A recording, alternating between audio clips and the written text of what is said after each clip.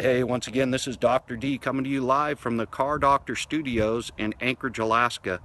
If you're the owner of a 99 through 2001 Honda Odyssey and are experiencing rear brake noise, you likely have problems with your rear brake drums, and updating those with the latest materials is probably going to alleviate that noise.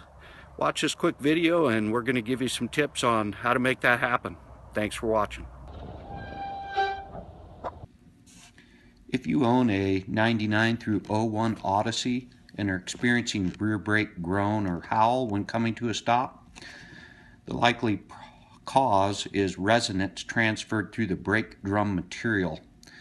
There's a problem with the metallurgy of the factory supplied drums, and there is a technical service bulletin regarding this issue. It is the Honda service bulletin number 03-013. And they recommend as a corrective action to replace the drums. I think I would add that my recommendation would be to replace the shoes and brake hardware and lube the backing plates as well. Get it adjusted up and you won't have to deal with it again. Most aftermarket parts will also address this issue. Once again, this is Dr. D from the Car Doctor Studios in Anchorage, Alaska.